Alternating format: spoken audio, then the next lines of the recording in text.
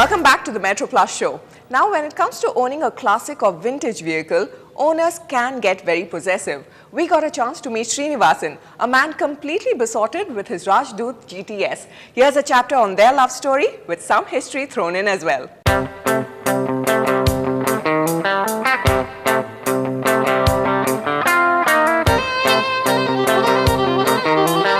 The charming Rajdoot GTS had a lingering effect on young bikers of the 70s era. And after the release of the film Bobby, this little 175cc two-stroke engine bike assumed a more glamorous significance. இந்த பைக்கை பற்றி பார்த்தீங்கன்னா 76ல் வந்து Bobby படம்னு வந்தது. ரிஷி கபூர், டிம்பிள் கபாடியா அந்த படத்தில் வந்து இவங்க நல்லா மலையிலேருந்து ஓட்டிகிட்டு ஜாலியாக போயிட்டு வருவாங்க. ஸோ அதனால் ரொம்ப எந்தூசியாஸாக இருந்தது இந்த பைக்கை பார்த்தோன்னே. அதனால் எனக்கு இஷ்டமாக வந்து வாங்கிட்டேன். இந்த பைக் பார்த்தீங்கன்னா 175cc உங்களுக்கு ஏர் கூல்டு இன்ஜின் ப்ளஸ் மைலேஜ் பார்த்தீங்கன்னா 30 to 35 வருது உங்களுக்கு. ஸோ லாங்கு போயிட்டு வந்து நமக்கு ஒரு டயர்னஸ் தெரியல, எதுவும் தெரியல. ப்ளஸ் குட்டி காம்பேக்ட் வண்டி இது. ஸோ ஈஸியாக ரைட் பண்ணலாம், யார் வேணால் ஓட்டலாம். சின்ன ஒரு 7th ஸ்டாண்டர்ட் படிக்கிறவங்க நல்லா ஈஸியாக ஓட்டிகிட்டு போகலாம், ஜாலியாக நல்லாயிருக்கும் வண்டி. A. Srinivasan, an avid bike collector, bought the 1974 model Bobby bike from Vellore last year. It looks like a monkey bike, but that's where the association starts and stops. Monkey bikes are typically low-powered, small motorcycles where a rider hunches up like a monkey after hopping on.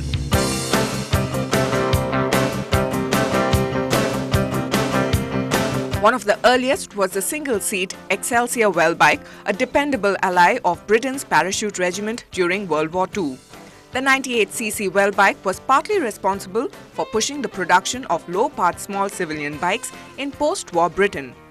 The term monkey bikes, though, was coined to describe the small bikes Honda produced in the early 70s. These were 4-stroke, single-cylinder engines that ranged from 50cc to 90cc. And with this as the backdrop, the stage was set for Escort's Rajdoot GTS or Grand Touring Sports to enter India. Srinivasan's GTS is one of the 5 in Chennai, and he was able to ride his after a 3-month restoration period, thanks to his able mechanic Ponurangam.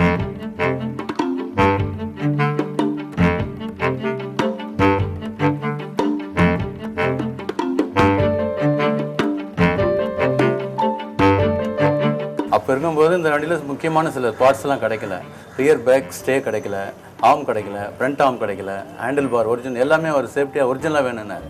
எதுவுமே வந்து duplicate இருக்கக்கூடாது, original price வேணும் எனக்கு அப்படின்னு சொன்னார். அதனால் இதை கொஞ்சம் சுற்றி அங்கே ட்ரை பண்ணி பார்த்து வாங்குறது கொஞ்சம் டைம் ஆகி போச்சு. இல்லைன்னா ஒரு 1 monthல ரெடி பண்ணுற வண்டி இன்றைக்கி ஒரு 3 மாதம் ஆயிடுச்சு, அவ்வளோதான். Srinivasan takes his Bobby bike on a spin once a month and quite enjoys the attention he gets when on his 2-wheeled girlfriend. இந்த பைக் வெளியில் எடுத்துகிட்டு போனாலே எங்கே போனாலும் வந்து எல்லாரும் நிப்பாட்டி கேட்குறாங்க, இந்த இது என்ன மங்கி பைக்கான்னு கேட்குறாங்க. ஒரு சில பேர் வந்து இந்த பைக்கு என்ன விலை கொடுப்பீங்கன்னு கேட்குறாங்க. ஸோ அது இப்போ ஒரு சில பேருங்க வந்து இது என்ன ராஜ்ரூட் பழைய மாடலான்னு கேட்குறாங்க. அது மாதிரி இருக்கும்போது நமக்கு ஒரு எந்தூசியாஸாக இருக்குது. வெளியில் எடுத்துகிட்டு போனால் எல்லோரும் நம்மளை கேட்குறாங்க, ரொம்ப நமக்கு சந்தோஷமாக இருக்குது. The Rajdoot GTS, after its launch, did get typecast as a bike for youngsters in love, and their guardians chose to ignore the less powerful Bobby bike for their kids. After that, not many Bobby bikes were made.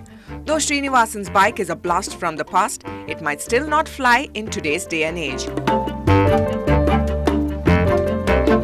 இந்த Rajdoot GTX பொறுத்த வரைக்கும் ரொம்ப சின்ன வண்டி. பெரிய கண்டெய்னர்லாம் வரும்போது மேலே இருந்து டிரைவர்லாம் மேலே இருப்பாங்க, கீழே போகிற வண்டி தெரியாது. சட்டுன்னு ஓவர்டேக் பண்ணோம்னா வண்டி அடிபட்டுரும். அதனால் வந்து இந்த ஸ்பீட் பிரேக்கரில் போகும்போதெல்லாம் வண்டி வந்து கொஞ்சம் எகிரி ஜம்ப் பண்ணி கீழே இறங்கும் வண்டி. அதனால் கால் அடிப்படுறதுக்கு சான்ஸ் இருக்குது. சிட்டியில் ஓட்டுறதுக்கு, ஷோவாக ஓட்டுறதுக்கு, லேடிஸுங்க ஓட்டுறதுக்கெல்லாம் ஓரளவுக்கு நல்ல ஷோவான வண்டி.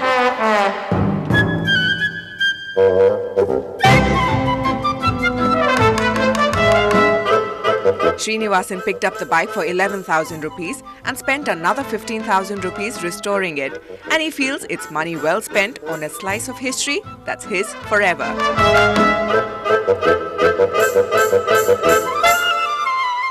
The Bobby bike really underlines the never-ending influence of films on our lives. And speaking of films, you're about to be walked down memory lane by a man who was born into filmdom.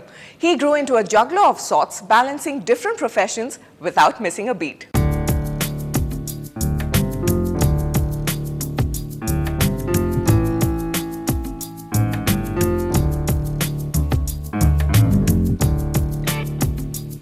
His tryst with the film world started when he held the bugle as a child along with his brother. Yes, I'm talking about one of the famous twins in the logo of Gemini Studios, Kalaimamani Dr. S.V. Ramanan. And I'm here making a trip down memory lane with this noted filmmaker, radio personality and composer. Thank you, sir, for being on the show with us. My pleasure. Right. So I'm going to be starting off with Gemini Studios. Yeah. And I heard that it was owned by your father, Sri K. Subramaniam, and That's it was right. known as Motion Pictures Producers Combined. You're right. But the logo has something so charming about it, and Yeah. they've still retained the same logo. Yeah, I'll tell you. Could you talk about how it was created? Yeah, myself and my cousin brother, we used to have oil bath on every Saturday with a langoti when we were about 3-4 years old. And both of us, with our own childish pranks, we used to have a paper bugle, then blow it like that. When both of us were standing side by side and doing like that, my father saw this, and then he got an inspiration to make it as a logo, and he discussed it with the top people of the Gemini, like S.S. Vasan and others, and the advertising department also favored this. They made it into a logo. So I'm sure you must have been brought up in a place where everything was cinema and nothing but cinema. I'm sure when I was a child, Yeah. whenever people said that there's a shooting taking place Yes. close by, I'd run Yeah. up and see who the cast is, the crew, the sets. It was so captivating to watch a shooting taking place. But is it a Right. daily routine? Yeah, or it was because in those days, in my childhood, I used to watch a lot of filmmaking when my father was busy shooting his famous films like Mana Samrakshanam, Vigada Yogi and Bhakta Cheda and all that in the same motion picture producers combined. It was only two small tin sheds. The studio was housed in a tin shed, and then a lot of technicians used to work there. These people, when they all come for an informal meeting or chat with my father, just for a friendly get together, my father used to get idli sambar from Udupi Hotel and also bun butter jam from Mekarnet. They all used to enjoy this, and especially they liked our South Indian idli sambar so much. But how was filmmaking back then? It must have been, things were very tedious. Today there's a lot more convenience. In those difficult days, the film base was nitrate. It was made of silver nitrate, and they had only black and white films. If the negative is kept for a long time, it will catch fire on its own, because it had a property of catching fire so quickly. My father lost a lot of money when a fully shot film was burnt in the studio. And then the other thing about silver nitrate film is it contained silver. When you sell the base film, we can sell it for about 30 to 40 rupees per pound, because they will extract the silver out of the film and then recycle it as pure silver. The renowned music composer Salil Chaudhary sir played a huge role in your life. Yeah, sure. You were in the orchestra, designing Yeah, the yeah. orchestra, watching him compose. That's right. How did your interest in music evolve? I got exposure to Salil Chaudhary because of my father, because he was a member of the Indian People Theatre Association, where Mr. Salil Chaudhary, Bimal Roy, Mrinal Sen, everybody was involved from Calcutta. And when they come to Madras, they used to come to our house, and we used to have music sessions. And my mother is a good veena player and also harmonium player. She will also join them. The whole atmosphere was charged with music, and right from my younger age, I somehow developed an interest for music. Later on, when Mr. Salil Chaudhary came to do music for this Chemmin, Ramu Karyad's famous film Chemmin, he took me as one of his assistants, because I coordinated with him for fixing up the orchestra and then arranging Bharani studios for recording and all that. I also heard a small little secret that you spent 3-4 hours with Indira Gandhi No. madam at the airport. That was a great thing in my life which can never forget. So when Indira Gandhi was the information minister in those days, that was long back, she came to Madras for an official function, And then myself and my brother, we went to the airport to see her off when she went back to Delhi. All the officers from the information department, press information bureau, all the departments came. She just alighted the flight. Within few minutes, she came back because there was some technical snag in the flight. Meanwhile, all the officers had left. So only myself and my brother were there without anybody.